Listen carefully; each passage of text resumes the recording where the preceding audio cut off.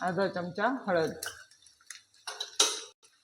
अर्धा चमचा लाल तिखट. तिखट तुम्ही तुमच्या आवडीनुसार टाकू शकतात. मुलांना तिखट कमी जास्त कसं आवडतं त्या अंदाजाने तिखट टाकून घेऊ शकतो. चमचा मीठ.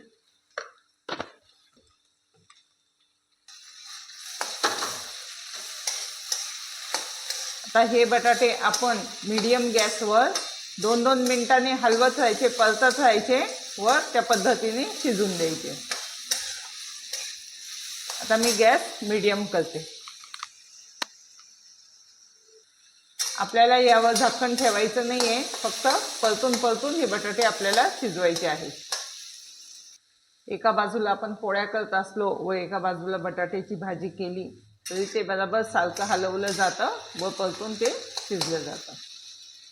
इथे मी 15 ते 20 मिनिटं हे बटाटे परतले आहे मीडियम गॅसवर. अजून मी एक 5 मिनिटं परतून देणार आहे. आपली बटाट्याची भाजी तयार होईल. छान असे क्रिस्पी मस्त झाले आहे. तुम्ही लोखंडाची कढई असली तर लोखंडाच्या कढईत परता किंवा निर्लेपच्या पॅनमध्ये, त्याला लटकत नाही ते. अजून मी एक 5 मिनिटं हे बटाटे होऊन देईल, आपले बटाटे तयार होतील. इथे आपले बटाटे तयार झाले आहे, छान असे क्रिस्पी आहे. आता यामध्ये टाकते बारीक चिरलेली कोथिंबीर. तुम्ही नक्की करून पहा, मुलांना नक्की आवडेल. आमच्या घरी मुलांना नेहमी या प्रकारची भाजी टिफिनला असते.